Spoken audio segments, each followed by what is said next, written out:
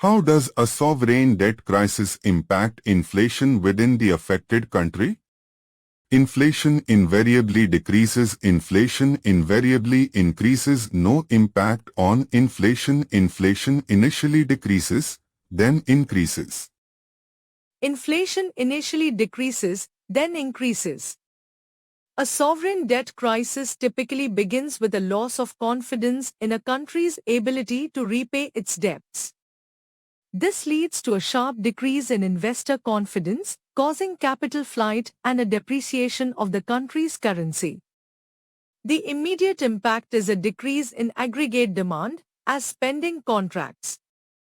Reduced demand combined with increased uncertainty and decreased investment typically leads to lower prices and disinflation or deflation. This is especially true if a significant portion of the country's debt is denominated in foreign currency, because repayment becomes more expensive due to currency devaluation. However, as the government implements austerity measures, example cuts in public spending, and potentially prints money to service its debts or cover budget shortfalls, this leads to higher inflation down the line.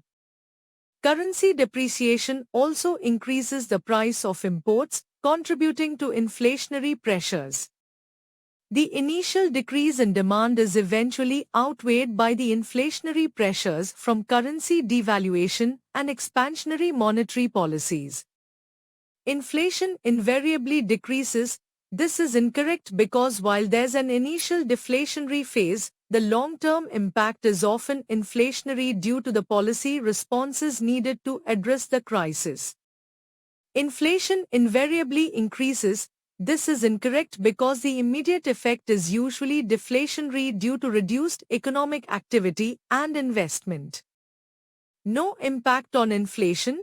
This is incorrect as a significant economic event like a sovereign debt crisis almost inevitably affects macroeconomic variables, including inflation, albeit in a complex and multifaceted way.